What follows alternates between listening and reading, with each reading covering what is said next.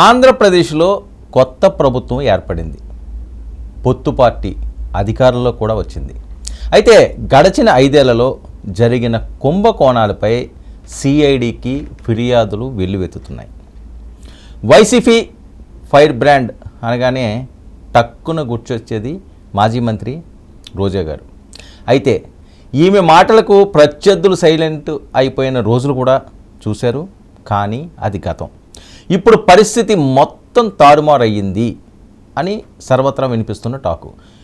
ఏపీలో ప్రభుత్వం మారడం, కౌంటింగ్ మొదలు ఇప్పటి వరకు కూడా ఈ మాజీ మంత్రి రోజా మచ్చుకైనా ఎక్కడా కనిపించడం మానేశారు అంటూ సోషల్ మీడియా ట్రోల్ చేస్తున్న నేపథ్యం. అయితే అప్పట్లో ఆడదాం ఆంధ్ర పేరుతో ఊరువాడ పోటీలు నిర్వహించారు. అంగరంగ వైభవంగా క్రీడా రత్నాలను బయటికి తీసేందుకు ఈ కార్యక్రమం ఎంతగానో ఉపయోగపడుతుందని పెద్ద ఎత్తున ప్రచారాలు కూడా సాగించారు. ఇంతవరకు అంతా బాగానే ఉంది. అయితే తాజాగా ఆడుకుందాం ఆంధ్ర కార్యక్రమం పేరిట మాజీ మంత్రి రోజా 100 కోట్లు నొక్కేశారంటూ ఆరోపణలు వస్తున్న నేపథ్యం. ఈ క్రమంలో రాష్ట్ర ఆచ్యాపాచ్య సంఘం సీఈఓ ప్రసాద్ సిఐడి కూడా దీని మీద ఫిర్యాదు చేశారు. ఇక ఈ ప్రోగ్రాంలో 100 కోట్ల మేర కుంభకోణం జరిగిందని అప్పటి మంత్రి రోజా, శాప్ మాజీ చైర్మన్ బైరెడ్డి సిద్ధార్థ రెడ్డి దీనికి ప్రధాన సూత్రధారులంటూ ఈయన ఫిర్యాదు చేయడం జరిగింది. అంతేకాకుండా అప్పటి శాప్ అధికారులతో పాటుగా అన్ని జిల్లాల డిఎస్డిఓలపై విచారణ చేపట్టాలని కూడా ఈయన డిమాండ్ చేస్తున్నారు. దీంతో పాటుగా క్రీడాకారుల కోటా కింద మెడికల్, ఇంజనీరింగ్, ట్రిపుల్ ప్రవేశాలు పొందిన వారిపైన విచారణ చేపట్టాలని ప్రసాద్ ఈ ఫిర్యాదులో పేర్కొన్నారు.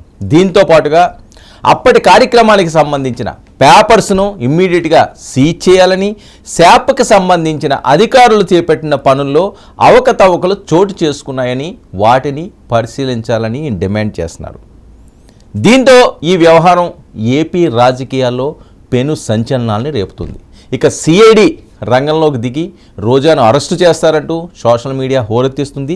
ఏది ఏమైనా గతంలో తప్పులు ఇప్పుడు మాజీలకు శాపాలుగా మారుతున్నాయంటూ విశ్లేషకులు మాట్లాడుతున్న మాట. ఇక మరొక వైపు రోజా అరెస్ట్ ప్రచారంతో జన సైనికులు సరైన శాస్తి అంటూ తెగ సంబరపడిపోతున్నారు. ఎందుకంటే రోజా గారు అంటే జన సైనికులకు కానీ వీర మహిళలకు కానీ మామూలు మంట కాదు. ఎందుకంటే గతంలో ఆవిడ మాట్లాడిన మాటలు ఎవరు మాట్లాడినా సరే రాజకీయ పరంగా తప్పే. అంటే పదవి మనకే చిరస్థాయిగా ఉండిపోతుంది, అది మన పేటెంట్ హక్కు, దాని మీద మన ఐఎస్ఏ ముద్ర ఉంటుంది మన పదవి మీద అనుకునే రాజకీయ నాయకులందరూ కూడా తప్పటడుగుల్లో పప్పులో కాలేస్తున్నట్టే. ఎందుకంటే ఏది శాశ్వతం కాదు. ఈ సమాజంలో ఏది శాశ్వతం కాదు. మనం చేసే మంచి, మన నడవడిక, మన వ్యవహార శైలి ఇవే రేపు కాపాడేవి. అంతేగాని మనకేదో అవకాశం ఉంది కదా అని చెప్పి మనకు నచ్చినట్టుగా ఇష్టాసారంగా ఎవరి మెప్పు కోసమో లేకపోతే ఒక హైప్ కోసమో నోటికొచ్చినట్టు మాట్లాడితే ఇబ్బందులు ఎవరికైనా తప్పవు. ఒక నాయకులనే కాదు, ఎవరికైనా తప్పు.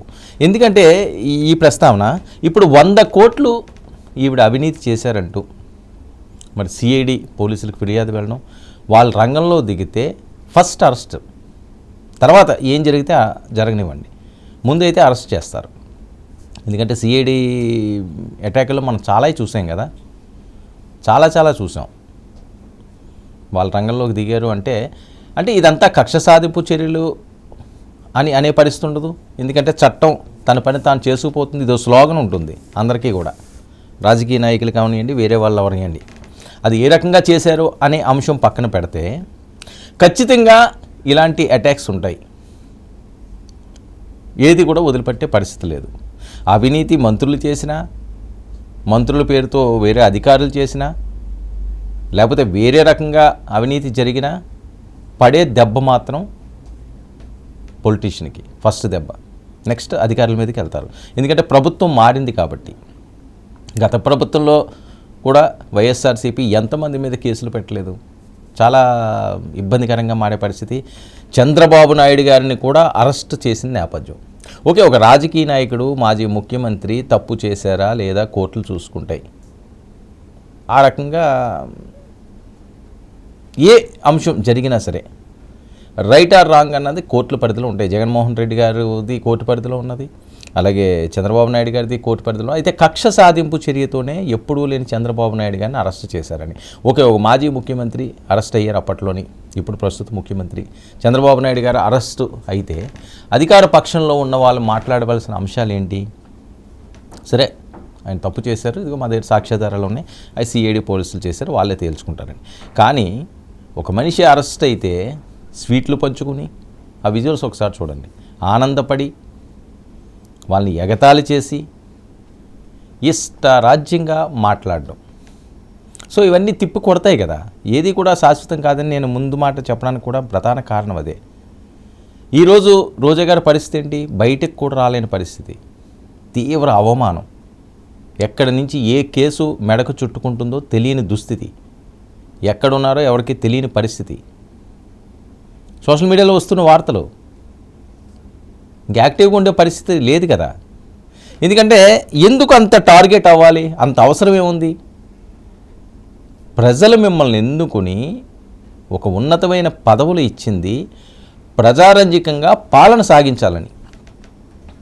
అంతేగాని పవన్ కళ్యాణ్ మీకు నచ్చకపోతే పవన్ కళ్యాణ్ తిట్టడం, లేకపోతే లోకేష్ నచ్చకపోతే ఆయన లోకేష్ని తిట్టడం, చంద్రబాబు నాయుడు గారు నచ్చకపోతే చంద్రబాబు నాయుడు గారిని తిట్టడం వల్ల మీకు కలిసి వచ్చేది ఏంటి? మళ్ళీ తిప్పలు తప్ప. ఇప్పుడు ఒక్కసారి కానీ ఇటు నుంచి అటు చేంజ్ అయితే తిప్పలే కదా, ఆ తిట్లు ఇప్పుడు తిప్పలుగా తిప్పుతున్నాయి.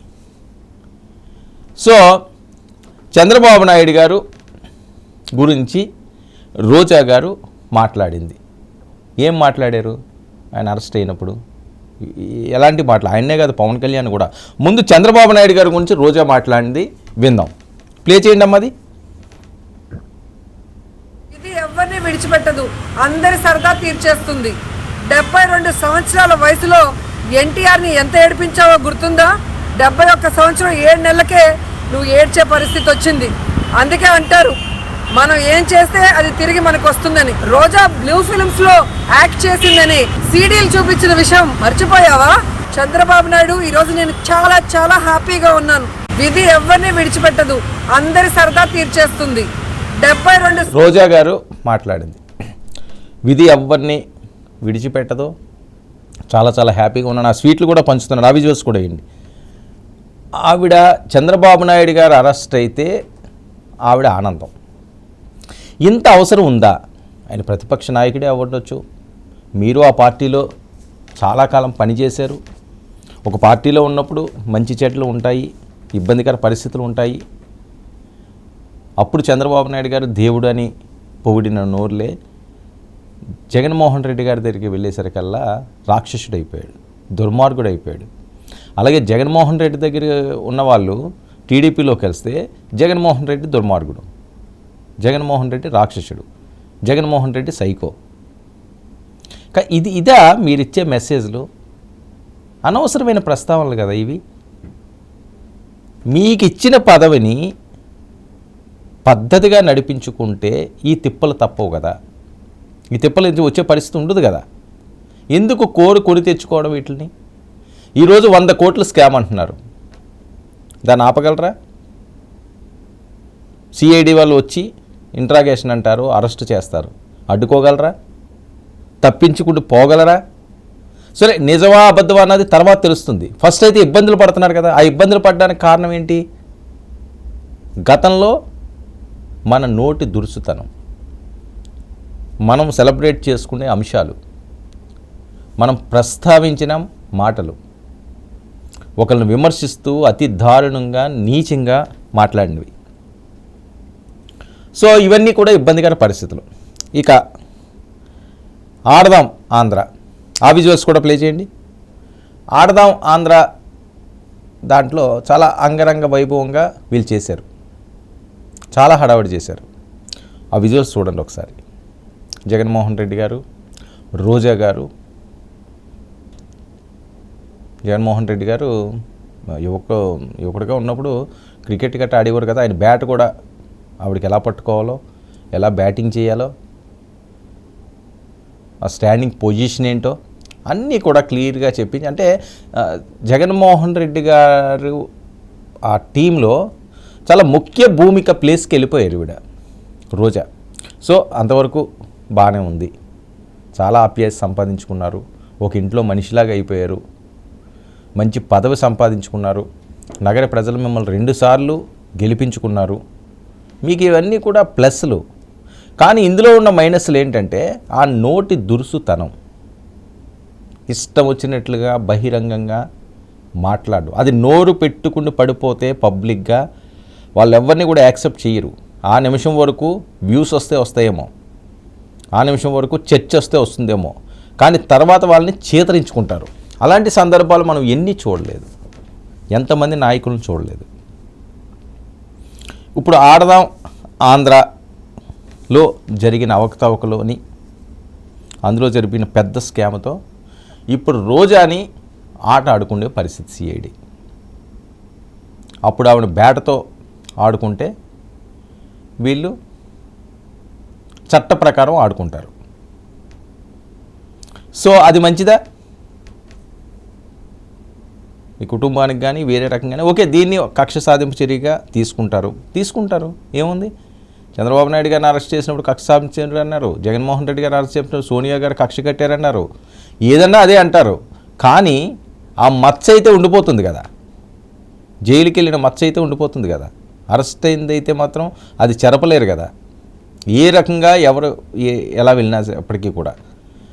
సో ఏదైనా ఒక అంశం వచ్చినప్పుడు, ఒక అరెస్ట్ అయినప్పుడు, లేకపోతే ఇలాంటి కేసులు ఇరుక్కున్నప్పుడు అయ్యో పాపం అని జాలి పడాలి. కానీ ఎప్పుడైతే నోటి దురుస్తనం, నోటికి వచ్చినట్టు మాట్లాడడం, ఇష్టారాజ్యంగా బరి తెగించి మీడియాల ముందు తెగబడే వాళ్ళని ఆ జాలి దయ ఎవరు చూపించరు. మంచి పని అయిందిరా అంటారు. ఎందుకంటే జగన్మోహన్ రెడ్డి గారు అరెస్ట్ అయినప్పుడు ఓకే, ప్రతిపక్షాలకు అవన్నీ కూడా సరదా అనిపించవచ్చు, కానీ వైఎస్ రాజశేఖర రెడ్డి గారు లేకపోతే జగన్మోహన్ రెడ్డి గారు ఫాలోవర్స్ ఎవరైతే ఉన్నారో వాళ్ళందరూ కూడా బాధపడ్డారు, అయ్యో పాపం అనుకున్నారు, ఇతన్ని ఇబ్బంది పెడుతున్నారు అని. ఆ సింపతియే కదా ఈయన సీఎం పీఠం ఎక్కించింది. చంద్రబాబు నాయుడు గారు అరెస్ట్ అయినప్పుడు కూడా చాలామంది కక్ష సాధింపు చర్యలు చేస్తున్నారు, ఇది మంచిది కాదు అని ఎన్ని రకాలుగా చెప్పినా మంచి ఎప్పుడు కూడా చెవులకి లేటుగా ఎక్కుతుందట, చెడ్డ డైరెక్ట్ దూరిపోద్దట చెవులోకి. చాలా సందర్భాల్లో మనం చూసాం, మనం శుద్ధులు చెప్పి నీతులు చెప్తే ఎవ్వడికి ఎక్కదు, బూతులు మాట్లాడి వెటకారాలు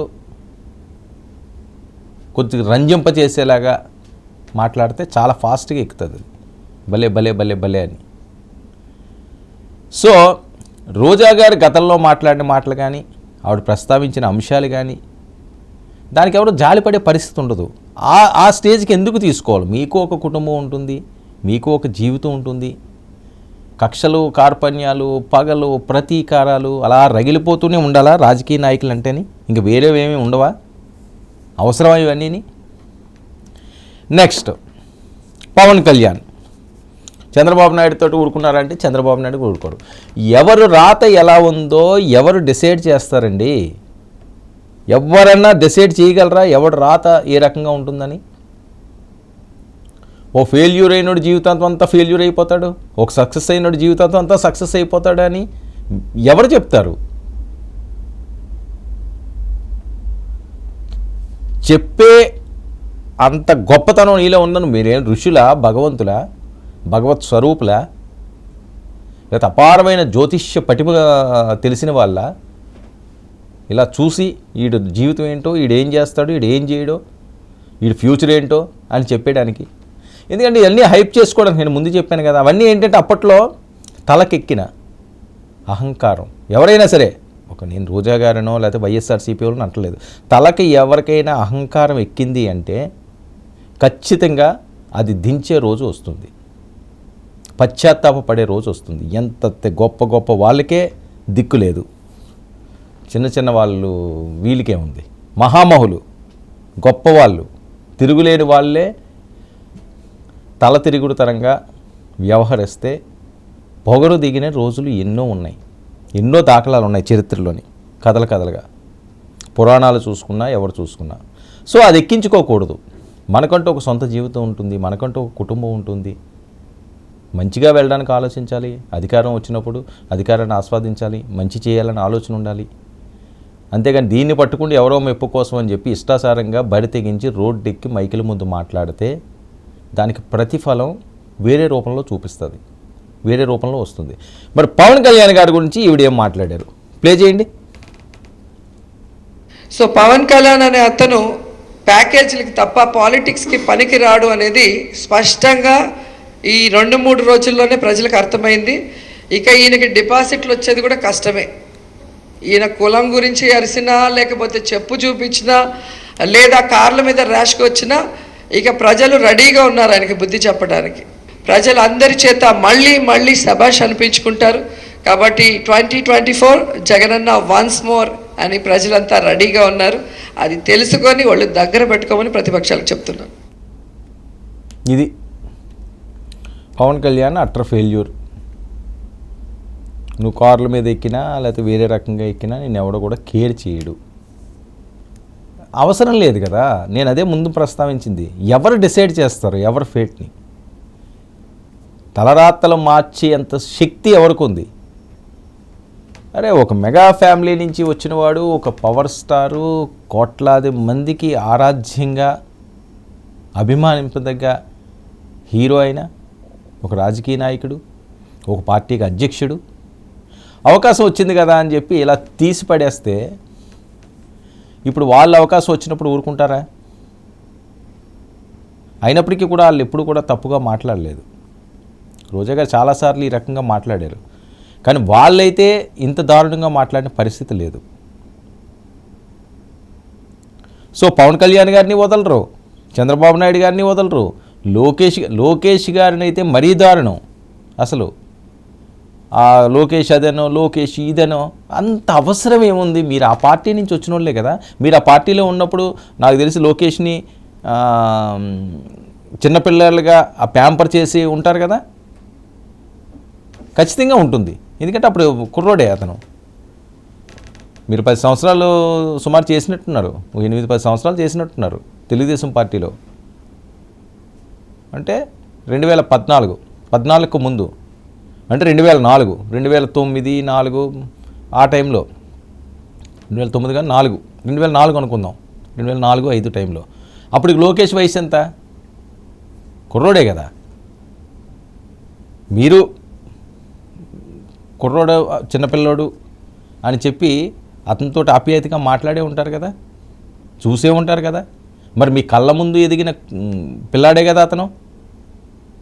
మీకు ప్రతిపక్షంలో ఉన్న వాళ్ళ కొడుకైతే అవ్వచ్చు కాక మీ కళ్ళ ముందు ఎదిగిన పిల్లడు కదా.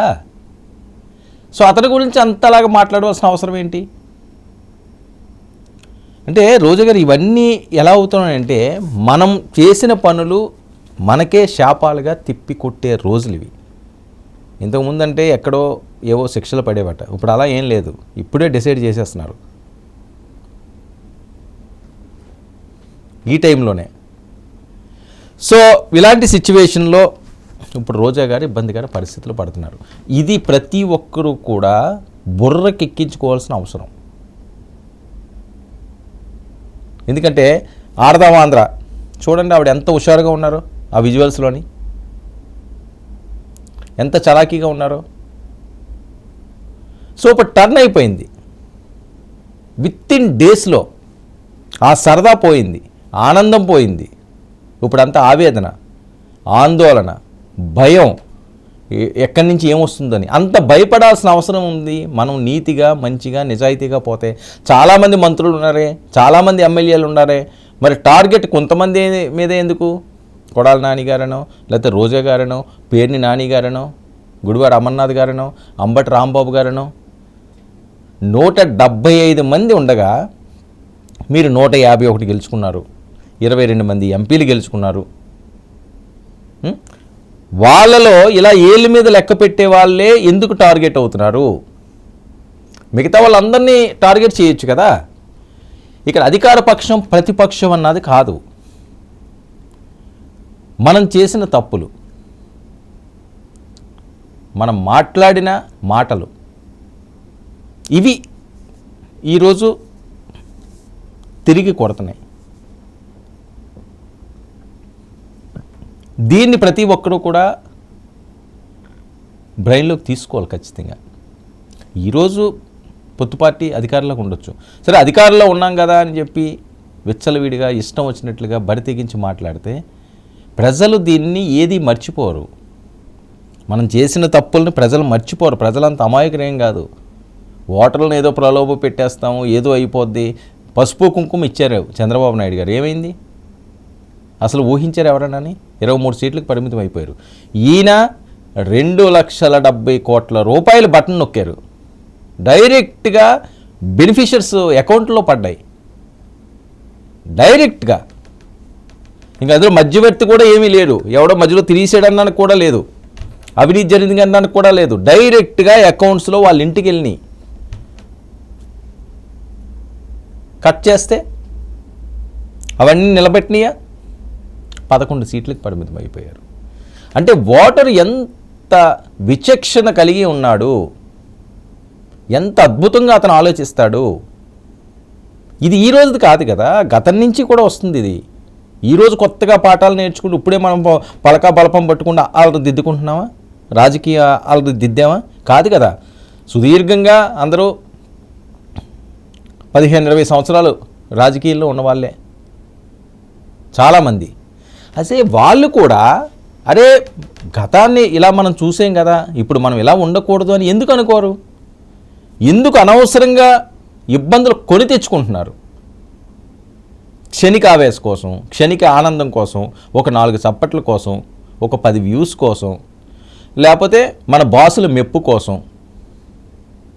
ఇదే కదా. ఒక మనిషి అరెస్ట్ అయిపోతే మాజీ ముఖ్యమంత్రి ఆవిడ స్వీట్లు పంచుకుంటూ చాలా ఆనందంగా ఉందని చెప్పి గంతులేస్తుంటే ఇదేం సంస్కృతి?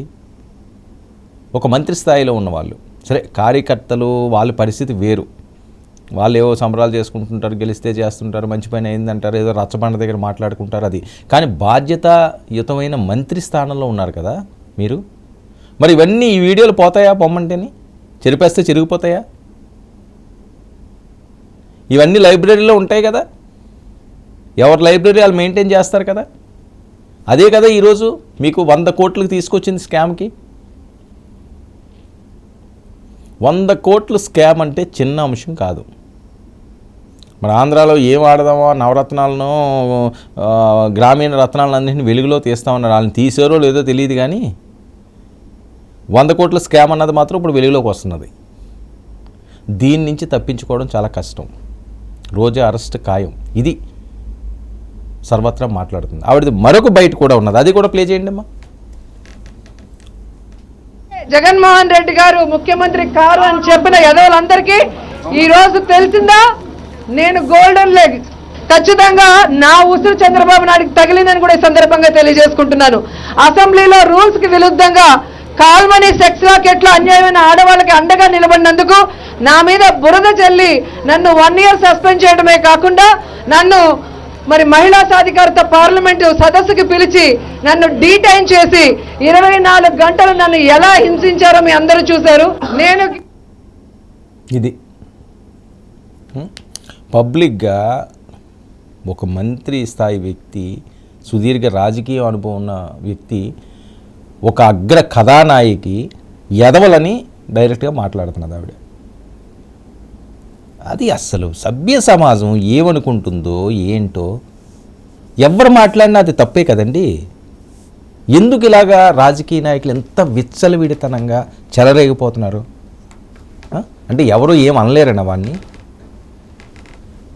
రోజా గారనే కాదు, నేను ఈ బయట చూపించాను, ఈవిడ్నే నేను కార్నర్ చేయట్లేదు. ఏ రాజకీయ నాయకుడి కన్నా ఏంటి ఆ తలపొగరు? ఏం చూసుకుని మీరు రెచ్చిపోతున్నారు? పదవి శాశ్వతమా? ఎన్ని సంవత్సరాలు ఉంటారో తెలుస్తుందా? రాసి ఇవ్వగలరా? అంటారు 20 సంవత్సరాలు ఉంటాం, 25 సంవత్సరాలు ఉంటాం, 30 సంవత్సరాలు ఉంటామని. మాటలకే ఉన్నది, ఎన్నైనా మాట్లాడవచ్చు. కానీ చేతలకు వచ్చేసరికల్లా ప్రజలు నిర్ణయిస్తారు మీ తలరాత ఏంటన్నది. మీరు నిర్ణయించుకోవడానికి లేదు. ఆ భగవంతుడు రాస్తాడు నువ్వేమవ్వాలి, నువ్వు ఎప్పుడు ఉండాలి, ఎప్పుడు పోవాలి అని. నేను ఉండాలి అంటే ఉండలేము, పోవాలి అంటే పోము. నేను ఇది అవ్వాలి అంటే అవ్వలేను, అవ్వకూడదు అంటే ఆగిపోదు. ఏది మన చేతుల్లో ఉండదు. కాలానికి అనుగుణంగా మన వ్యక్తిత్వాన్ని కోల్పోకుండా ముందుకు సాగాలి ఏ మనిషి అన్నా సరే. సో ఆ పరిస్థితి కనిపించట్లేదు, ఆ రకంగా ఆలోచించేయట్లేదు. నా ఉసురు తగిలింది చంద్రబాబు పోతాడు. ఒక ఆడ మహిళవు కదమ్మా, ఉసుర్లు తగలడం ఏంటి, పోవడం ఏంటి? నిజంగా మీకు బాధ పెట్టారనుకోండి, బాధ పెట్టిన వాళ్ళు ఖచ్చితంగా అనుభవిస్తారు.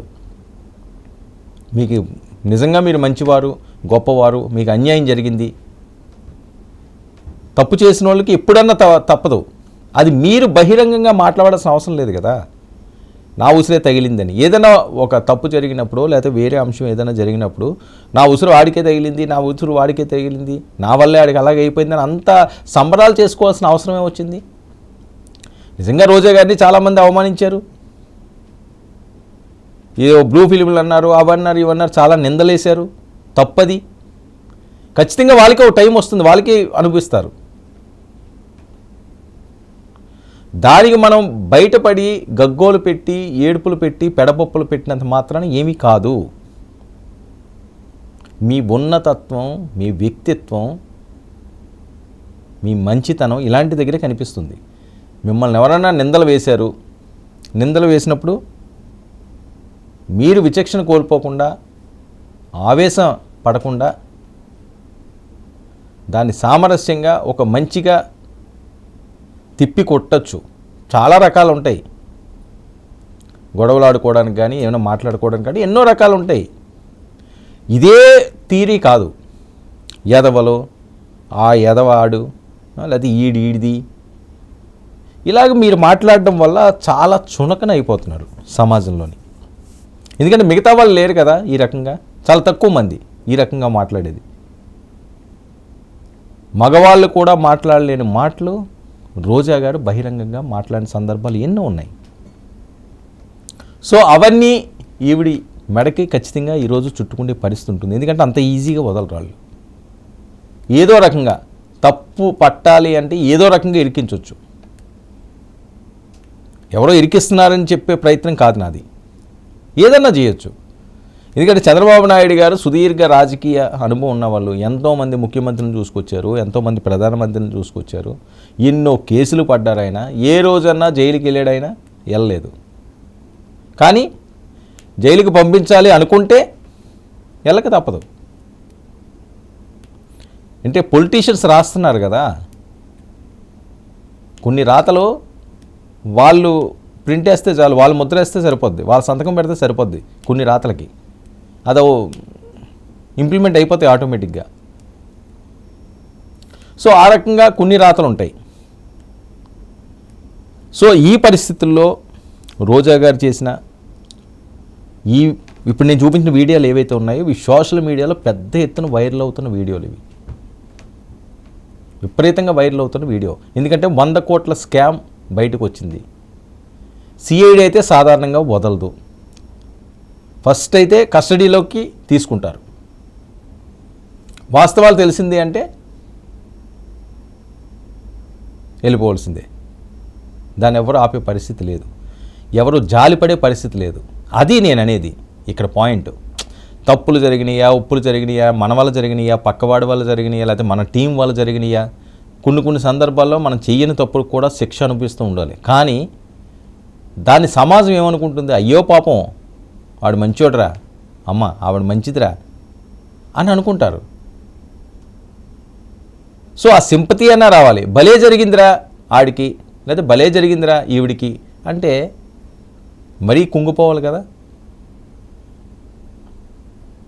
మిమ్మల్ని ఐరన్ రగ్ అన్నారు, ఏవేవో తప్పుడు పనులు చేస్తున్నారన్నారు, ఏవో ఫిల్ములు చేశారన్నారు, చాలా అవమానాలు ఎదుర్కొన్నారు.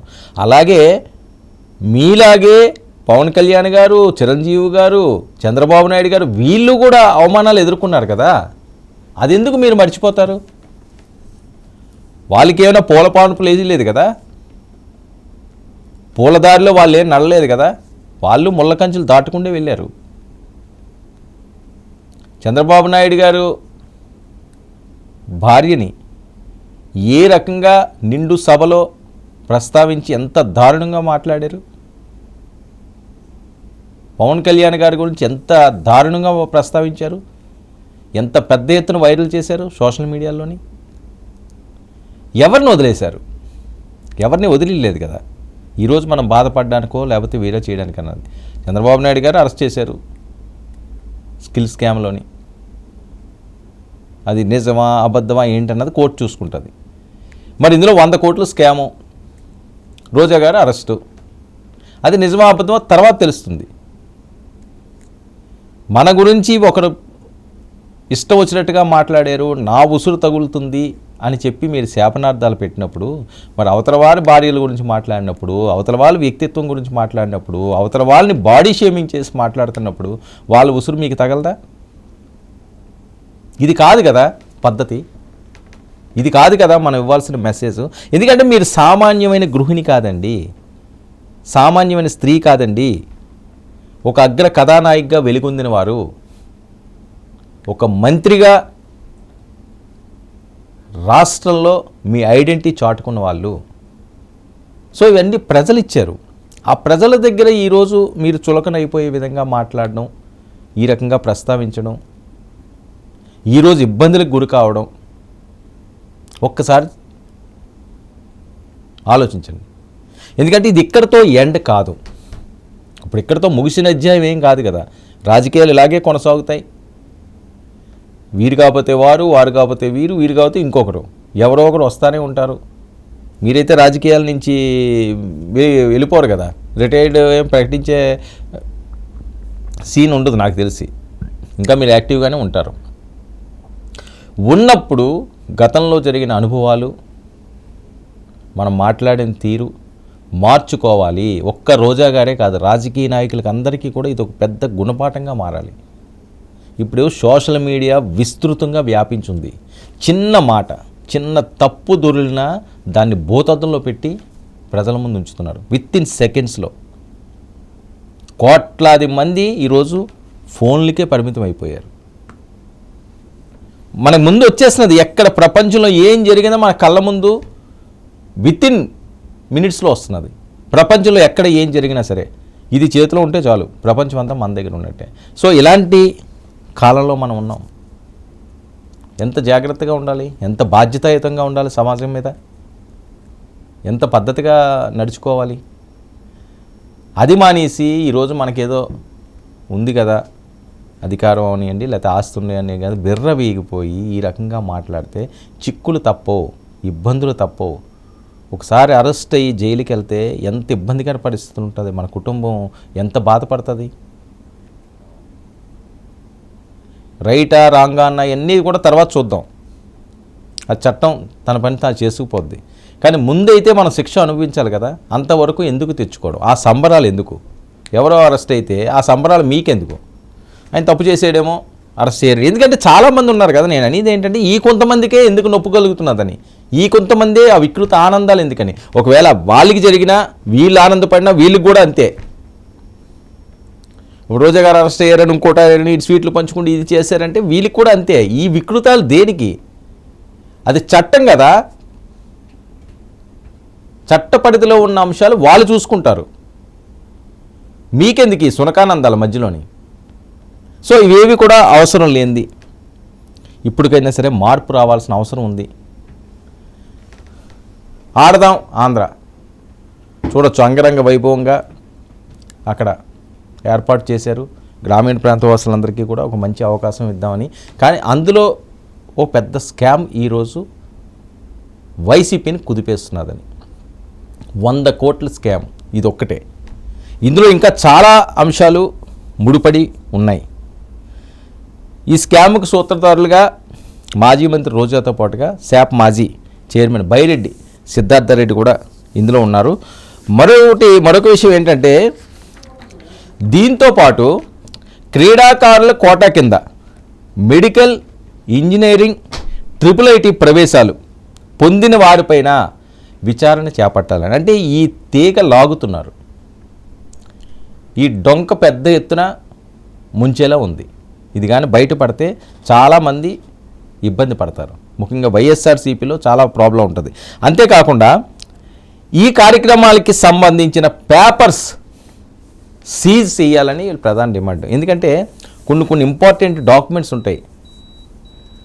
ప్రభుత్వం మారిన వెంటనే కూడా కొన్ని కార్యాలయాల్లో చాలా ఫైల్స్ అన్నీ కూడా మిస్ అయిపోయి ఎక్కడికక్కడ తీసుకెళ్ళిపోయారని. సో దాని మీద కూడా సిఐడి దృష్టి సారించాలి. మరి ఈ 100 కోట్లు స్కామ్ ఏ రకంగా నిగ్గు తేలుస్తారో, మరి రోజా గారు అరెస్ట్ అనే అంశాన్ని ఏ రకంగా వైసీపీ డైజెస్ట్ చేసుకోగలుగుతుందో, మరి ఇప్పటికైనా సరే వీళ్ళు పాఠాలుగా మార్చుకుంటారా, వీటిని గుణపాఠాలుగా నేర్చుకుంటారా, లేదు ఈ రకంగానే నువ్వంటే నువ్వు అని చెప్పి బరి తెగించి రోడ్డెక్కి తెగబడతారా? ఇవన్నీ కూడా ఆంధ్రప్రదేశ్ రాజకీయాల్లో మరింత రచ్చ సాగుతున్న నేపథ్యం. ఏదైనప్పటికీ కూడా వైసీపీ ఫైర్ బ్రాండ్ రోజా అరెస్ట్ అనే అంశం మాత్రం ఈరోజు ఏపీ రాజకీయాల్లో హాట్ టాపిక్గా మారుతున్న నేపథ్యం. మరి దీని పర్యవసానాలు ఏ రకంగా ఉంటాయి? రోజాతోటే సరిపోతుందా? ఇంకా చాలామంది అవినీతి పరులు ఉన్నారు, వాళ్ళందరూ నిగ్గు తేరుస్తారా? మరి సిఐడి ఏ రకంగా కొరడా జులిపిస్తుంది? ఇవన్నీ కూడా చూడాల్సిన అవసరం ఉంది.